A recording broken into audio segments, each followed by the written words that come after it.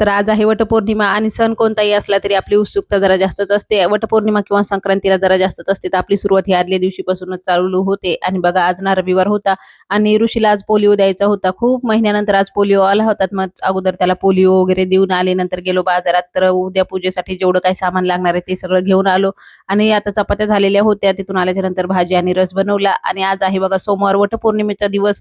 तर सकाळी लवकरच उठले होते, देवपूजा सगळं काय आवरलं ना. आज चहा नव्हता घेतला तर आज छान असं मिल्कशेक बनवलं होतं. त्यांनी तर काही डबा नव्हता नेला, हे सकाळी लवकरच गेलेले होते. पण आता मुलांसाठी जेवण बनवायचं होतं म्हणून मस्त अशी भेंडी वगैरे बनवून घेतली. चपात्या अगोदरच मी करून घेतल्या होत्या.